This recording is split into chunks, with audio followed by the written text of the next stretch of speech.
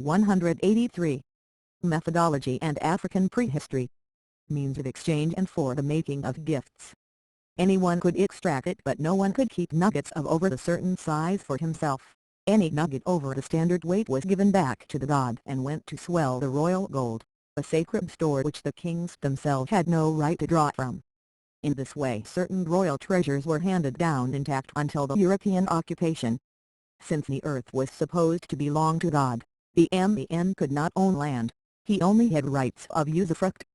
To return to the traditional craftsman, he is the perfect example of how knowledge can be embodied not only in one's gestures and actions but in one's entire life. He has to respect a set of prohibitions and obligations associated with his function which constitutes a regular code of behavior towards nature and his fellow men. Thus there is what is called the way of the smiths Numuzero or Numuya, in Bambara the way of the farmers, the way of the weavers, and so on, and, on the ethnic plane, the way of the Fulani Afghal fulfilled. These are true moral, social and legal codes peculiar to each group, faithfully handed down and observed by means of oral tradition. The craft or the traditional function can be said to sculpt man's being. The whole difference between modern education and oral tradition lies there. What is learned at the Western school, useful as it may be, is not always lived, whereas the inherited knowledge of oral tradition is embodied in the entire being. The instruments or tools of a craft give material form to the sacred words. The apprentice's contact with the craft obliges him to live the word with every gesture he makes. That is why oral tradition taken as a whole cannot be summed up as transmission of stories or of certain kinds of knowledge. It generates and forms a particular type of man. He can say that there is the smith's civilization, the weaver's civilization, the shepherd's, and so on. Here I have examined in depth only the examples of the smiths and the weavers, two are especially typical examples, but in the general way every traditional activity constitutes a great initiatory or magico-religious school, the way of access towards the unity of which, for initiates, it is a reflection, or a peculiar expression. Usually, in order that secret skills and the magic powers deriving from them be kept within a certain lineage, each group had to observe strict sexual prohibitions against outsiders and practice endogamy.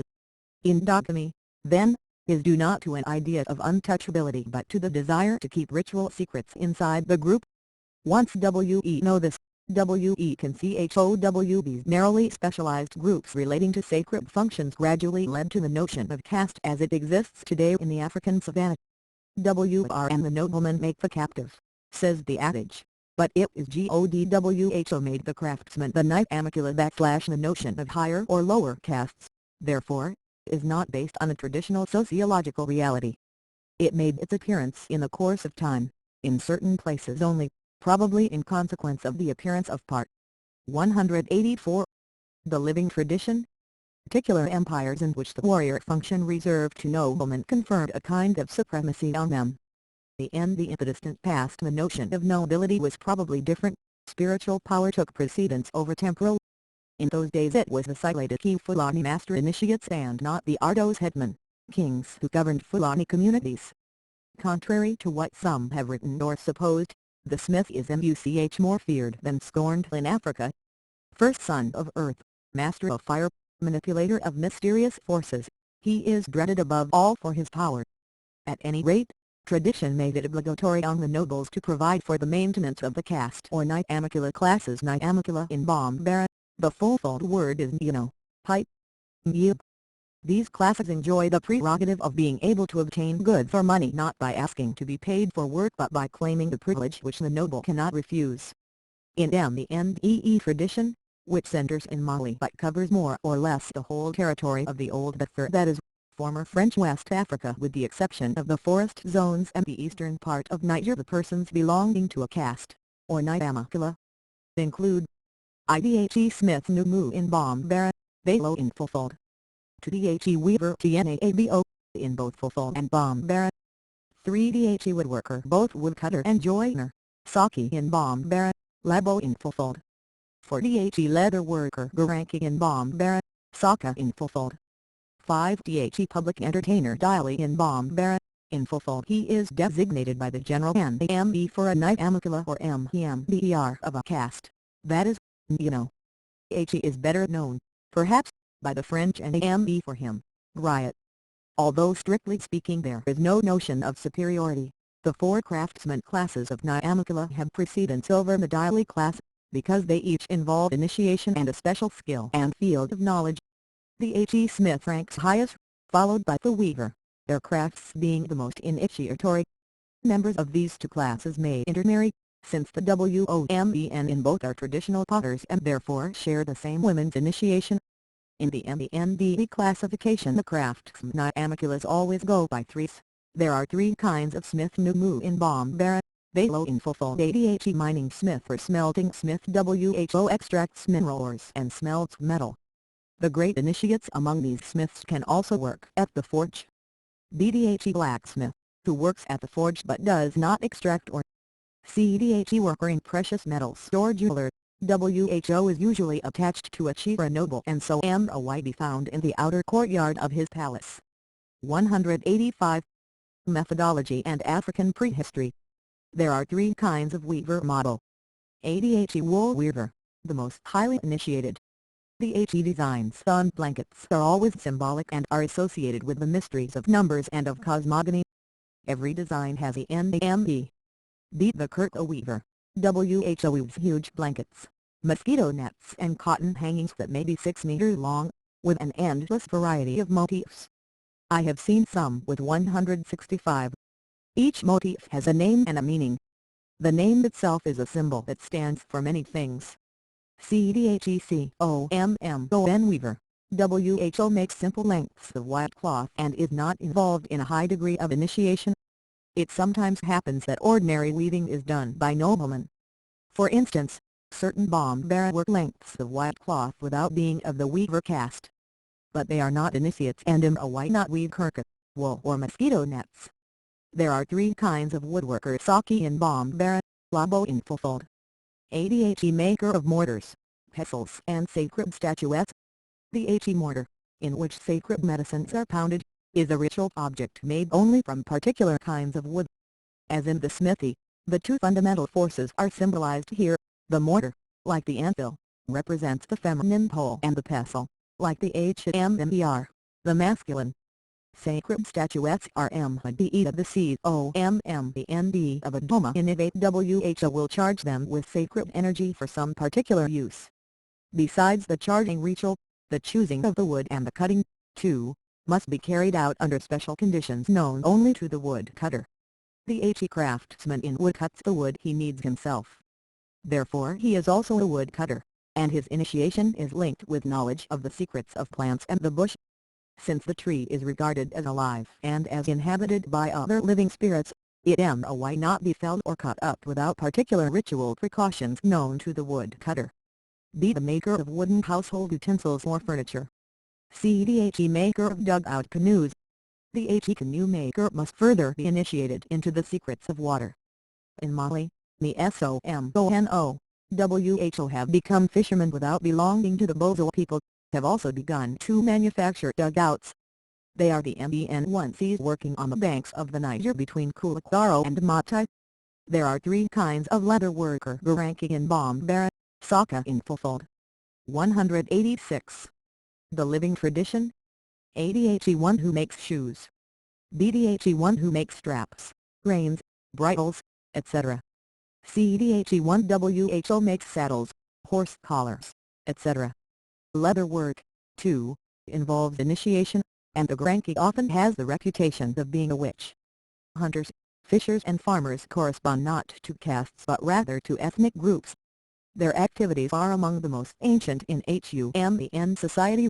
The gathering of plants and hunting, whether on land or water, represent yet other great schools of initiation, for the sacred forces of Mother Earth and the powers of the bush, where animals live, are not to be approached in a random way. Like the smelting smith, the hunter usually knows all the bush incantations and must be thoroughly versed in the science of the animal world. Healers healing either through plants or through the gift of speech may belong to any class or ethnic group. They are often omas. Often a people will have a heritage of particular gifts handed BOWN from generation to generation through initiation. The HUS, the DOGON of Mali are reputed to KNOW the secret of leprosy, which they can cure very quickly without a trace being left, and the secret of the cure for tuberculosis. They are furthermore excellent bone setters. WHO can reset broken bones even in cases of serious fracture. Public entertainers daily in Bombara. If the occult and esoteric sciences are the prerogatives of the master of the knife and the chanter of the gods, on the other hand the music, lyric poetry, and tales which enliven popular recreation, and often history as well, are the province of the daily, the sort of troubadour or minstrel. Whomy wander about the country or be attached to a family. It has often been wrongly supposed that the daily were the only possible traditionalists. They can be divided into these categories. IDHE musicians, WHO play every instrument monochord, guitar, chorus, hand drum, and so on. Often wonderful singers, they are preservers and transmitters of ancient music, and composers too. The ambassadors and courtiers responsible for mediating between great families when differences exist. The HEY are always attached to a royal or noble family, sometimes to one particular person. 3DHE genealogists, historians or poets or MBNWHO are all three in one. WHO are usually also storytellers and great travelers, and not necessarily attached to a family. Tradition confers a special social status on the daily. Unlike the Hotan nobles, they have the right to be shameless, and they enjoy a very great freedom of speech. They act uninhibitedly, even impudently, and they 187. Methodology and African prehistory. Sometimes joke about the greatest, holiest things without its mattering. They are under no compulsion either to be discreet or to hold the truth in absolute respect. They can sometimes tell brazen lies without being held to account. That's what the daily says. Yes, so it isn't the true truth, but we take it as it is. This maxim shows well enough how, without being gulled by them, tradition accepts the fabrications of the daily, who, the maxim adds, has a crooked mouth. In all Buffer tradition, the noble or the chief is not only prohibited from performing music in public gatherings but is bound to be moderate in expression and speech. Too much talk ill beseems the mouth of a Hotan / says the proverb. And so the daily attached to families quite naturally come to play a role as go-betweens, or even ambassadors, when great or small problems spring up. They are their master's tongue. When attached to a family or a person, they are usually charged with the negotiations called for by any customary occasion, especially marriage negotiations. For example, a young nobleman will not address the woman directly to tell her of his love. He will make his daily his spokesman, and the daily will get in touch with the girl, or the girl's female daily, so he can speak of his master's feelings and praise his merits.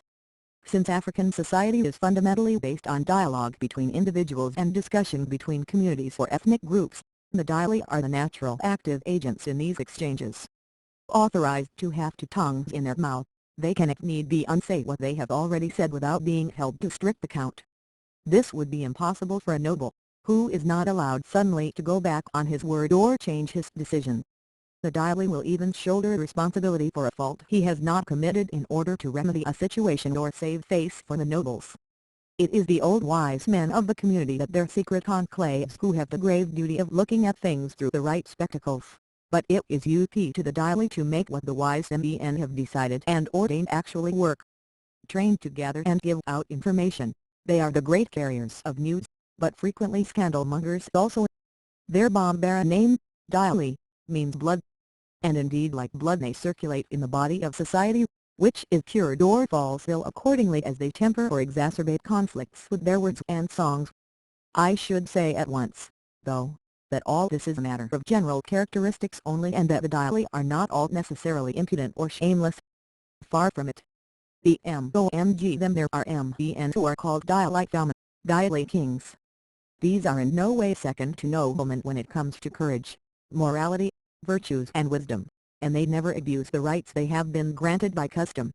The daily used to be a great active agent of human commerce and culture. Often highly intelligent men, they played a very important part in the traditional society of the Buffer because of their influence over nobles and 188. The living tradition. Chiefs. Even now, at every opportunity, they stimulate and excite the nobleman's clan pride with their songs. often for the sake of presents but often, too, to encourage him in some difficult situation. For example, during the night of vigil before the circumcision rite they encourage the child or youth to show himself worthy of his forebears by remaining impassive. Your father, so-and-so, who was killed on the field of battle, swallowed the gruel of flaming iron bullets without blinking. I hope that tomorrow you will not let yourself be afraid of the edge of the blacksmith's knife, they sing among the Fulani. At the stick or sorrow ceremony among the Boro Fulani of Niger, the songs of Ndili sustain the boy who is to prove his courage and patience by smiling, without a quiver of his eyelids, as he receives stinging lashes from the stick on his breast. Ndili took part in all the battles in history at the side of their masters, whose courage they whipped up by recalling their high pedigree and the great deeds of their forefathers. For the African, the evocation of his family name has great power. Even today one greets him and gives him praise by repeating the name of his lineage. The influence of Ndili on the course of history was good or bad depending on whether their words spurred the leaders to vainglorious excesses or, as was often the case, recalled them to a sense of their traditional duties. It is clear that the Ndili are an inseparable part of the history of the great African empires of the Befur, and their role deserves a thoroughgoing special study. The secret of their power and influence over the Hodon nobles resides in their knowledge of genealogy and family history. Some of them have been real specialists in this. Such Ndili seldom belong to a household, but travel the country in quest of more and more extensive historical information. They can therefore be sure of having an almost magical ability to touch off the enthusiasm of a noble when they come and declaim his genealogy, heraldic devices and history, and, as a matter of course, receive liberal presents from him. The nobleman is capable of stripping himself and his house and handing over everything he possesses to a Ndili who has managed to stir his feelings. Wherever they go, then, these genealogist Ndili are sure to make a good living. But it must not be thought that this is a matter of pay. The idea of remuneration for work done is contrary to the traditional notion of the right of the knight amicula over the noble classes. 12. Whatever their fortune, your father, in African languages, can quite as well be an uncle or a grandfather or a forefather. It means the whole paternal line, collaterals included. 12. Noble is a very rough translation of Horon. In actual fact any person is a Horon who does not belong either to the knight amicula class or the John captive class, the latter having evolved from prisoners taken in time of war. The duty of the Horon is to ensure the defense of the community and give his life for it, and to ensure the maintenance of the other classes. 189. Methodology and African prehistory. Noblemen are traditionally obliged to make presents to the Ndili or to any Nyamukela or Woloso 1*, even the purest noble, and even if the asker is infinitely richer than the giver. Generally speaking it is the Ndili caste that does the most soliciting. But whatever his gains, the Ndili is always poor, for he is a lavish spender, counting on the nobles for his sustenance. Oh, think the questing Ndili, a nobleman's hand is not stuck to his neck with avarice. It is always ready to dig into his pocket to give to him who asks. And if by any chance the present is not forthcoming, the noble had better beware of trouble from the man with a crooked mouth whose two tongues can ruin many a project, many a reputation. From the economic point of view, therefore, the caste of Ndili, like all the knight amicula and Woloso classes, is a great burden on society, and especially on the noble classes. The gradual change in economic conditions and mores has somewhat altered this state of affairs, with former nobles or former Ndili accepting remunerative functions, but the custom continues notwithstanding, and people still ruin themselves on the occasion of baptisms or marriages by giving presents to the Ndili who come to enliven the feasts with their songs. Some modern governments have tried to put an end to the custom but, to my knowledge, have not yet succeeded. The Ndili, being Nyamukela, must in principle marry within the knight amicula classes. It is easy to see how the genealogist Ndili, specializing in family history and often endowed with prodigious memories, have quite naturally become as it were the archivists of African society and, occasionally, great historians. But let us keep in mind that they are not the only persons with such knowledge. The historian Ndili can, it is true, be called traditionalists, but with this reservation, that theirs is a purely historical branch of tradition and that tradition has many branches. The fact of being born a Ndili does not necessarily make the man a historian, though it gives him a certain inclination in that direction.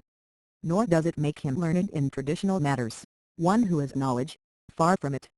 Generally speaking, the dialy caste is the one farthest removed from the realms of initiates, these requiring silence, discretion and control of one's speech.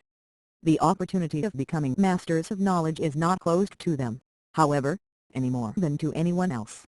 Just as the idioma traditionalist, the traditional master of knowledge in the true sense of the term, can be at the same time a great genealogist and historian, so the dialy, like any member of any social category, can become a traditionalist I/O if his aptitudes permit and if he is gone through the corresponding initiations, with the exception, though, of the Kombo initiation, which is forbidden him. Earlier in this chapter I mentioned the example of the two dialy masters of knowledge now living in Mali, Iwa and Bonzo Mana, the latter being at once a great musician, a historian and a traditionalist. 13. For Woloso, House Captive, see above, page 176, then 5. 190. The living tradition. The dialy, who is also a I/O/WA traditionalist, constitutes an absolutely reliable source of information, for his being an initiate gives him a high moral value and makes him subject to the prohibition against lying. He becomes another man. He is the dialy king I spoke of earlier. Whom people consult for his wisdom and his knowledge, and Who, albeit able to entertain, never abuses his customary rights. And the dialy tells a story. He is usually asked, is it a dialy story or a homo story? If it is a dialy story, people say, it's what the dialy say. And they expect a few embellishments of the truth intended to play up a role of such and such a family, embellishments which would not be added by a homo traditionalist who cares above all for truthful transmission.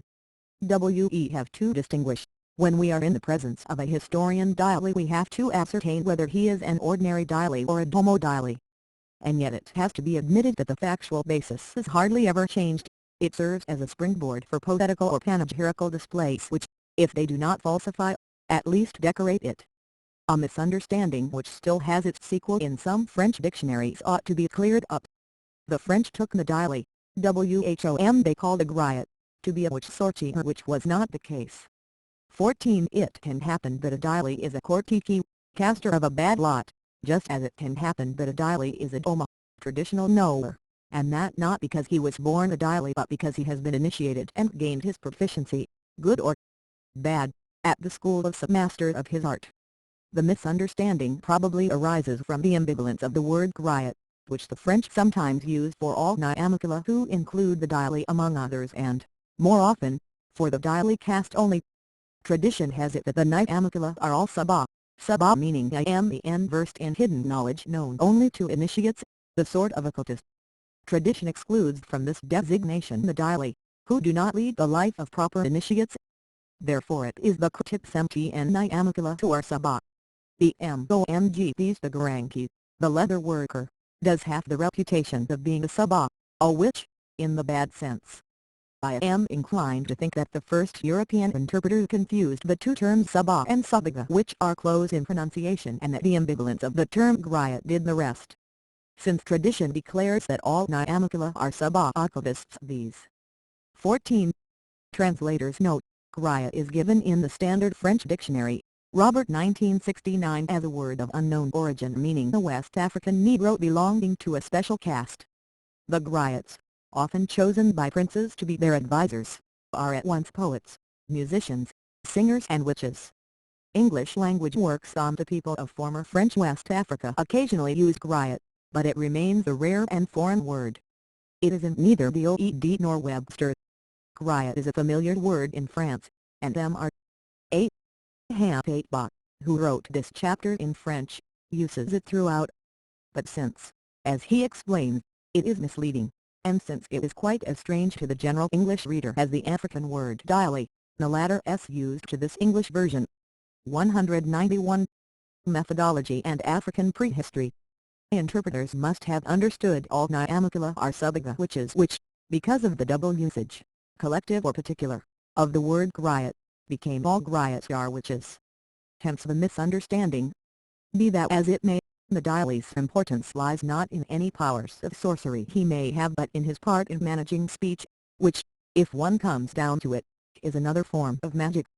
Before leaving the diary, let us note some exceptions that may cause confusion. Certain weavers can be found who have abandoned their traditional craft and became guitar players. The H.E. Fulani calls such a man bababolka, literally one who is carried on the back, because his expenses are always borne by another man or by the community. These bababolka, who are always storytellers, can also be poets, genealogists and historians. Certain woodcutters, too, may exchange their tools for a guitar and become very good musicians and genealogists. Bokarilo and Idris and Giada, who were among the great genealogists I know of in the Upper Volta, were woodcutters turned musicians. But these are exceptions. Again, certain déclassé nobles may become popular entertainers, not musicians, though one F's, and they are called Tyapor in Bambara and Foto alike. They are then more impudent, more shameless, than the most impudent of Dili, and nobody takes their remarks seriously. They will ask the Dili for presents, to the point where the latter make their escape then they see a Tyapor coming.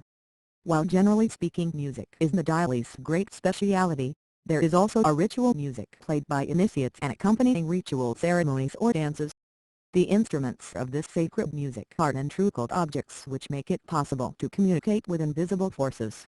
Accordingly, as they are string, wind or percussion instruments, they are in rapport with the elements of earth, air and water. Making music for incantations to the spirits of fire is the prerogative of the Association of Fire Eaters, who are called Kwantik alone in the word Ga Sorrow. One becomes a traditionalist in the Africa of the Bithur. As I have already suggested, anyone could become the I/Oteth traditionalist, that is, the master of knowledge in one or more traditional subjects. Knowledge was open to everyone, initiation being omnipresent in one form or another, and acquisition of it depended simply on individual aptitude. Knowledge was so highly esteemed that it had precedence over everything else and conferred nobility. The H.E. Master of Knowledge in any field could sit in the council of elders which governed the community, regardless of his social category, Horon noble Nyamakula or Woloso. Knowledge. 15. We must remember that Fulani or Bambara Horon nobles never played music, at least in public.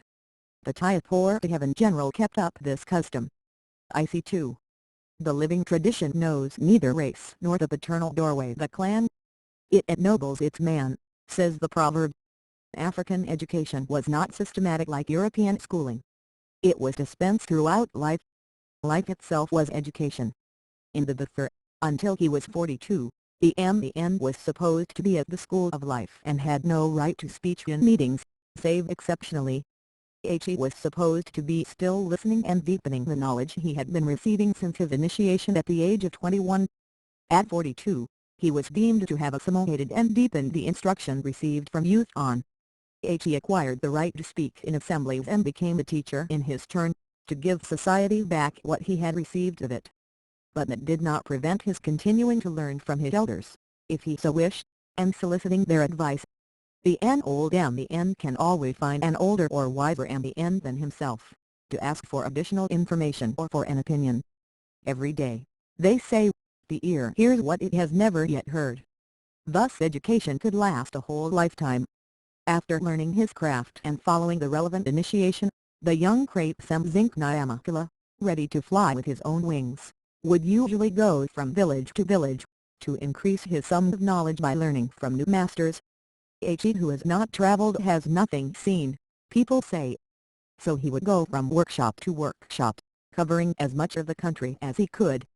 Men from the hills would come down to the plain, those of the plain went up into the mountains, those of the Balidugu came to Amande, and so on. On his travels the young smith would always wear his bellows slung across his back in order to be recognized, the woodcutter would have his axe or his adze, the weaver carried his loom on his back, dismantled, but held his shuttle or his spool shouldered high. The leather worker held his little pots of dye.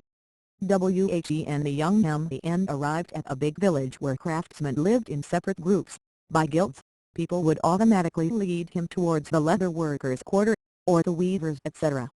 He learned in the course of his travels and investigations depended on his dexterity, his memory, and above all his character. If he was polite and attractive and obliging, Old men would give him secrets they would not hand over to others, for it is said, the old man's secret is bought not with money but with good manners. As for the young Horan, he would spend his childhood in his father's court and in the village, where he would attend all the meetings, hear everybody's stories and retain as much as he could. In the evening sessions of his age set each child would retell the stories he had heard, whether historical or initiatory, but in the latter case without grasping the full implications. From 7 on he was automatically part of his village initiation society and began to receive its instruction, which, as I have said, concerned all aspects of life. When an old man tells an initiatory tale in an assembly, he develops its symbolism so as to suit the nature and understanding of his audience. He can. 193. Methodology and African Prehistory. Make it a simple tale of wonders with a moral, for children, or he can make it a profound lesson in the mysteries of human nature and man's relation with invisible worlds. Each person retains and understands according to his aptitudes. It is the same with the historical tales which give life and spirit to meetings, tales in which the great deeds of the men of old, the country's heroes, are evoked in the most minute detail. A stranger passing through will tell stories of distant lands. And so the child is immersed in a particular cultural ambience which he absorbs as well as his memory permits.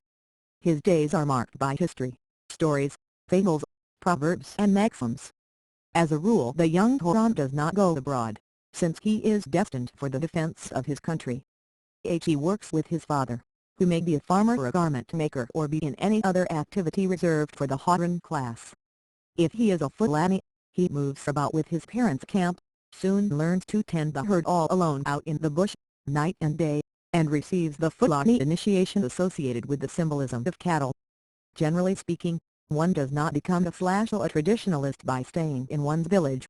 The healer who wants to deepen his knowledge has to travel so as to learn about the different kinds of plants and study with other masters of the subject. The MANWHO travels, discovers and lives other initiations, notes the differences or similarities, broadens the scope of his understanding. Wherever he goes he takes part in meetings, hears historical tales, and lingers where he finds a transmitter of tradition who is skilled in initiation or in genealogy. In this way he comes into contact with the history and traditions of the countries he passes through. And he can see that the man who has become a flash OMTF traditionalist has been a seeker and questioner all his life and will never cease to be one. The African of the savannah used to travel a great deal. The result was exchange and circulation of knowledge. That is why the collective historical memory in Africa is seldom limited to one territory. Rather it is linked with family lines or ethnic groups that have migrated across the continent. White caravans used to plow their way across the country using a network of special routes traditionally protected by gods and kings, routes where one was safe from pillage or attack.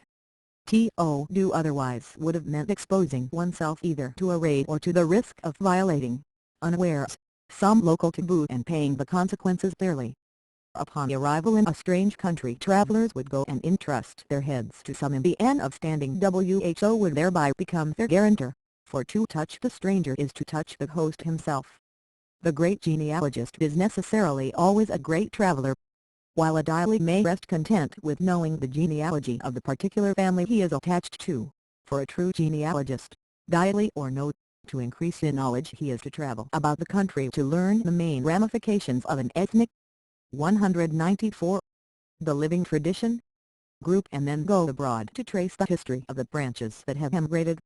Thus MOLOMJLO, the greatest genealogist I have been privileged to know, possessed the genealogy of all the Fulani of Senegal.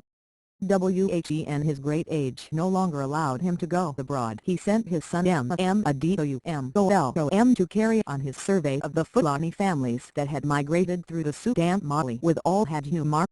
At the time when I knew MOLOMJLO, he had succeeded in compiling and retaining the past history of about 40 generations. He had the habit of going to every baptism and every funeral in the leading families so as to record the circumstances of deaths and births, which he would add to the list already filed in his astonishing memory. So he was able to declaim to any important Fulani, "You are the son of so-and-so, born so-and-so, the descendant of so-and-so, offspring of so-and-so." Each of them died at such and such a place of such a cause and was buried in such and such a spot, and so on. Or else, so and so was baptized on a certain day at a certain hour by the Marabout so and so. So of course all this information was and still is orally transmitted and recorded by the genealogist's memory alone. People have no idea of what the memory of an illiterate can store up. The story once heard is graven as if on a die and can then be reproduced intact, from the first word to the last, whenever the memory calls on it. Mjlo died at the age of 105, around 1968 I believe. His son Adeoyujlo, now 50, lives in Mali, where he is carrying on his father's work by the same purely oral means, being himself illiterate. Wadhabjlo, the contemporary of Adeoyujlo, also still alive, has carried out a survey of Fulfulde-speaking groups Fulani and Tukula peoples in Chad, Cameroon, the Central African Republic, and even in Zaire, in order to learn the genealogy and history of families that emigrated to those countries. The Jlos are not Dali but a Fulani-speaking group equivalent to the Nyamukela class and enjoying the same prerogatives. Talkers and acclaimers rather than musicians except for their WOMEN, WHO sing to their OWN accompaniment on rudimentary instruments. They can be storytellers and entertainers, and there are many genealogists among them. The MOMG Market Monday group genealogists are called Gesera from the name their group has among the market. Genealogist means historian, for a good genealogist knows the history and exploits of every person mentioned, or at least the most outstanding ones. This science is at the very base of history in Africa, for it people are so much interested in history it is not on account of dates but on account of genealogy, so as to be able to trace a given family, clan or group as it spreads out through time and space. So everyone is a bit of a genealogist in Africa, and capable of going fairly far back in his own family tree. If not, it would be as if he had no identity. 195. Methodology and African Prehistory. Card. In old-time Mali there was no one who did not know at least 10 or 12 generations of his forebears. The MOMG all the old Tukula who came to Marina with all had there was not one who did not know his genealogy in the Senegalese found in their country of origin and his relationship to the families that were still there. These were the people Whomm Adeoyu Molum, son of Mjlo, came to Mali to consult to continue his father's inquiry. Genealogy is therefore at once the sense of identity, a means of exalting family glory and a resort in case of litigation. For example, the dispute over a piece of land could be settled by a genealogist, who would state exactly what ancestor had cleared and cultivated the land, to whom he had given it, under what conditions, and so on. Even now, one finds any number of people who belong neither to the Dili nor the Jlo class but are well up in genealogy and history. In them, we have an important source of information on the history of Africa, at least for a while to come. Each patriarch is a genealogist for his own clan, and the Dili and Jlos will often come to him for information to supplement what they already know. Generally speaking, every old man in Africa is a master of knowledge in some historical or traditional field. Dili and Jlos, then, have no monopoly over genealogical knowledge, but it is only they who specialize in declaiming genealogies in front of nobles for the sake of obtaining gifts. Influence of Islam. The peculiarities of the African memory and the modalities of its oral transmission have not been affected by the widespread Islamization of the Savannah countries, the old Bethur. In fact, as Islam spread, it nowhere adapted African tradition to its own thought but rather adapted itself to African tradition whenever, as was often the case, this did not violate its fundamental principles. The symbiosis that came about was so great that it is occasionally hard to make out what belongs to the one tradition and what to the other. The great Arab Berber family of the Kunta Islamized the region well before the 11th century. As soon as they learned Arabic, the autochthones began to use their ancestral traditions for transmitting and explaining Islam. Great Islamic schools that were purely oral taught the religion in the vernacular tongues except for the Quran and the texts that form part of canonical prayer. I might mention, among many others, the oral school of Jelgaji called Kabiba School of Barani, Amadou Phobia's school in Ferimakniapauki district, in Mali Mdohmbd Adelaide Swadu's school at Delight Nara district, Mali and Shikup's Mandan Foto School in Nigeria and Niger, where all teaching was in Fold. Closer to us there was Tirno Boker's Alice Zawaya in Bandiagar and the School of Shipsawa, the great Dogon Marabout, who is still alive. 196. The living tradition. To give an idea of what the African memory is capable of, most children leaving the Quranic schools knew the entire Quran by heart and could recite it all, in Arabic and in the desired Samadi, without understanding what it meant. In all these schools the basic principles of African tradition were not repudiated but on the contrary used and explained in the light of Quranic revelation. Tirno Boker, who was a traditionalist both in African matters and in Islam, became famous for his intensive application of this educational method. Quite apart from their having a COMMOM vision of the universe as sacred, and the same conception of the N and the family, we find in both traditions the same concern for always citing one's sources as an ad, in Arabic and never changing anything. In the Master's words, the same respect for the chain of initiatory transmission Sibilar chain, in Arabic and the same system of initiatory ways of life that make it possible to deepen through experience what is known through faith in Islam, the great Sufi congregation or Taraqa, plural Turuq, the chain of which goes back to the Prophet himself. The existing categories of traditional masters of knowledge were now added those of the Marabouts widely read in Arabic or in Islamic jurisprudence and the great Sufi sheikhs, although the structures of society castes and traditional crafts were preserved even in the most Islamized environments and continued to convey their particular initiations. The NOW, pledge of Islamic subjects constituted a new source of ennoblement. Thus Alpha Barley d. 1958 the J.O. by birth, was the greatest authority on Islamic subjects in the Bandiagar district, like his whole family before him and his son after him. 16. HOW a body of oral material was collected to give a practical illustration of how historical or other stories live and are preserved with strict fidelity in the collective memory of an oral tradition society. I shall tell HOW I managed to assemble, solely on the basis of oral tradition, elements that enabled them to write the history of the Fulani Empire of Palestine in the 18th century. 11 As I belonged to the family of Tijani, ruler of the province, from childhood on I had ideal conditions for hearing and retaining. My father Tijani's house at Bandiagar was always full of people. Night and day there were great gatherings at which everyone would talk about a great variety of traditional matters. My father's family having been closely involved in the events of their day. 16. Generally speaking Islam, coming from the north and the east, affected more particularly the savanna countries, whereas Christianity, coming by sea, touched the coastal forest regions more. I cannot speak of the encounter between tradition and Christianity, having no information on the subject. 17. 8. Hampaba and J. Digit, 1962. 197. Methodology and African Prehistory. The stories were often about history, and each person would relate a well-known episode of some battle or other noteworthy occurrence. I was always present at these gatherings. I lost not one word, and in my memory, like virgin wax, recorded everything. It was there that, from early childhood, I knew Kulu, the great Foto-speaking storyteller, genealogist and historian.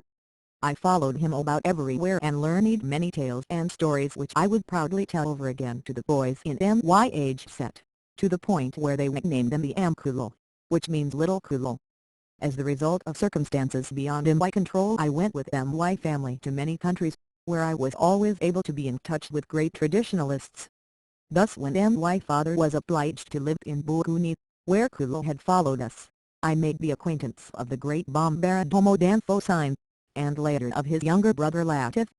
Later on, at Bamako and at Katy, my father Tijani's court was practically reconstituted, and traditionalists from all countries flocked to it, realizing that there they would meet other masters of knowledge in whose company they could control or even increase their own knowledge, for one always finds someone more learned than oneself.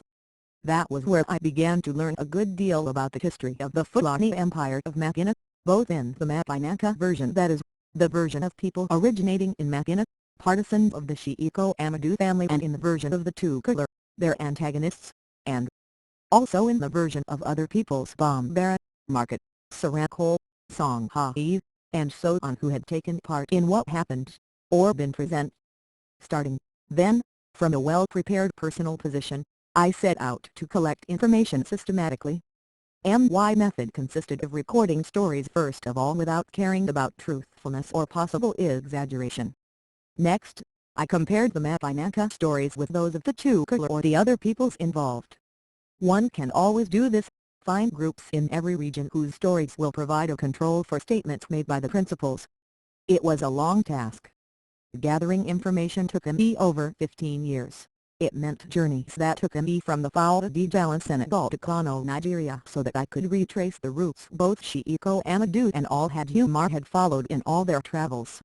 In this way I recorded the stories of at least 1,000 informants. In the end I kept only those statements that agreed, those that were congruous with both the Mapinanka and Tukula traditions and also with those of the other peoples concerned, the sources for which I cited in my book.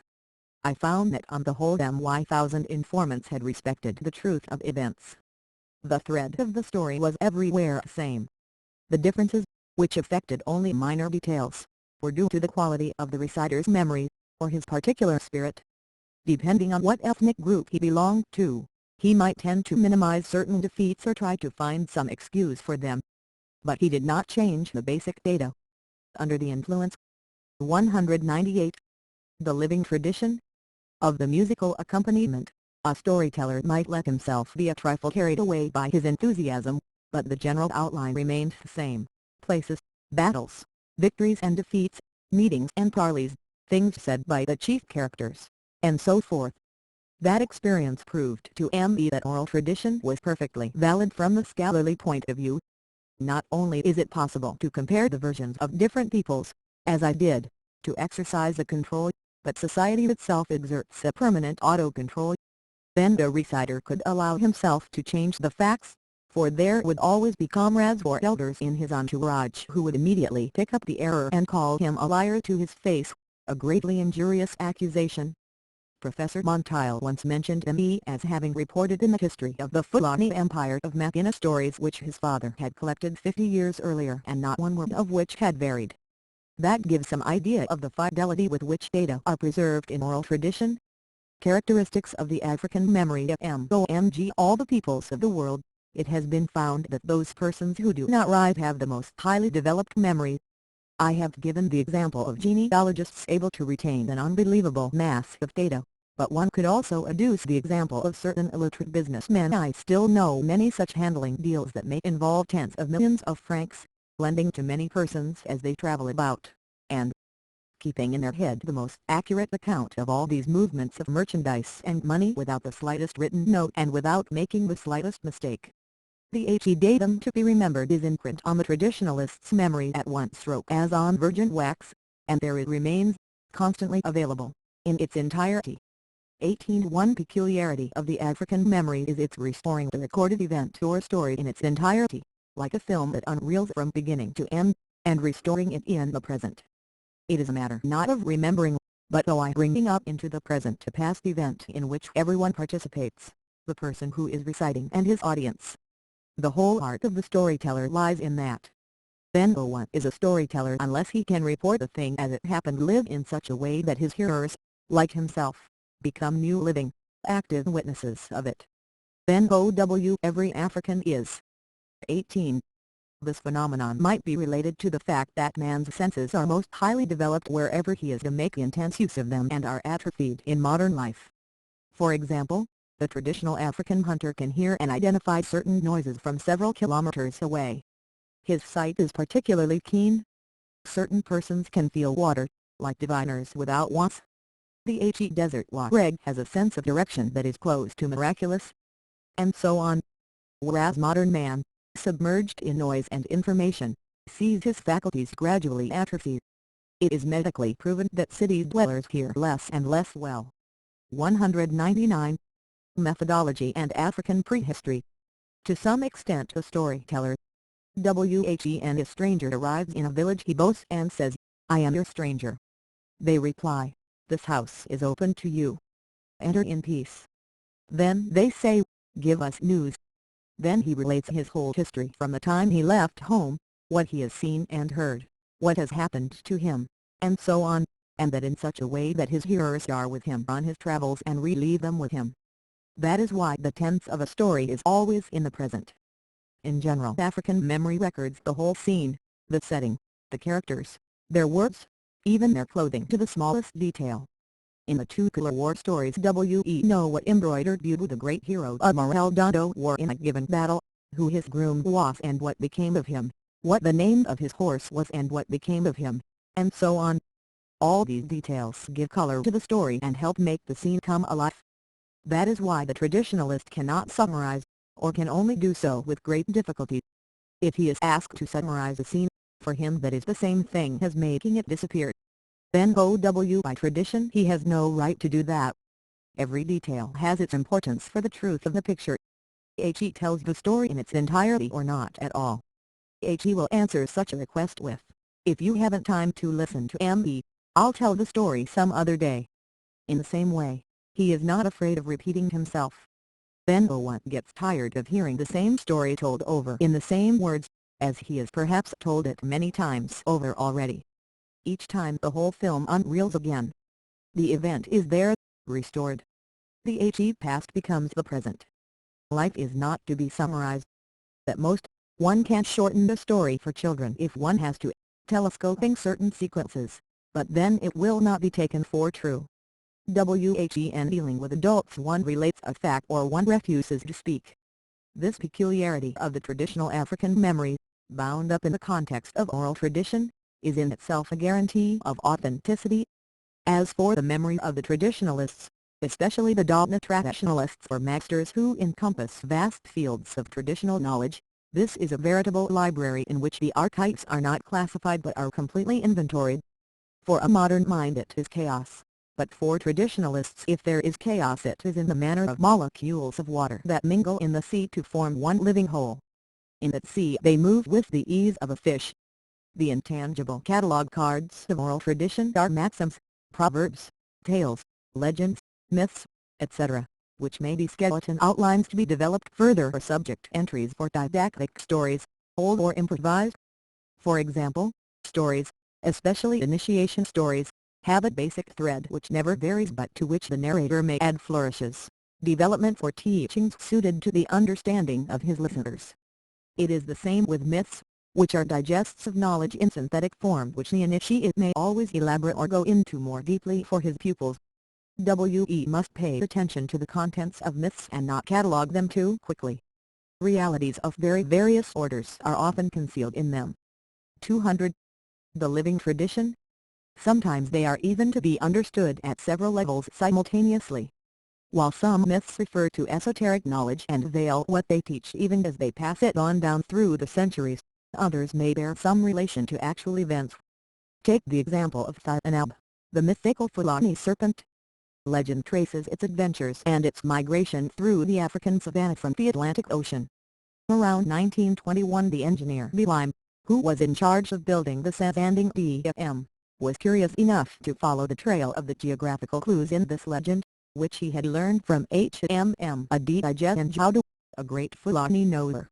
The result was that to his surprise he discovered the path of the former bed of the river Niger. Conclusion: for Africa the present era is one of complexity and commotion. In Africa different worlds, different mentalities, different periods are superimposed, interfering with one another, sometimes influencing one another, not always understanding. The 20th century is cheek by jowl with the Middle Ages, the West with the East. Cartesianism, a particular way of thinking the world, brushes against animism, a particular way of living it and experiencing it in the whole being. The modern young leaders govern with mental patterns and systems of law or ideologies directly inherited from foreign models, peoples, and realities which depend on other laws and other mental patterns. For instance, in most of the territories of former French West Africa, the legal code worked out on the morrow of independence by our young jurists, fresh out of French universities, is purely and simply copied from the Napoleonic Code. The result is that the population hitherto governed by sacred inherited ancestral customs which had ensured social cohesion does not understand why it is being judged and condemned in the name of a custom that is not its own, that it does not know, and that does not square with the fundamental realities of the country. The whole drama of what I shall call basic Africa is that it is often being governed by an intellectual minority who no longer understand it, along principles that are incongruous with it. For the NEW African intelligentsia, trained in Western university disciplines, tradition very often has ceased to live. Tradition is a matter of old men's tales. However, it must be said that for some time now a great many cultivated young people have felt a growing and urgent need to turn back towards ancestral traditions and disengage the fundamental values in them, in order to find their own roots and the secret of their own innermost identity.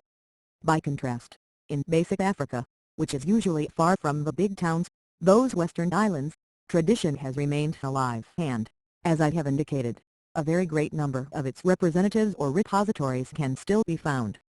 But for how much longer? 201.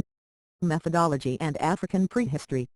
The great problem of traditional Africa is in fact the break in transmission. In the former French colonies, the first great break came with the War of 1914, most of the young men having enlisted to go and fight in France, whence many of them never returned. These young men left the country at the age when they ought to have been undergoing the great initiations and deepening their knowledge under the guidance of their elders.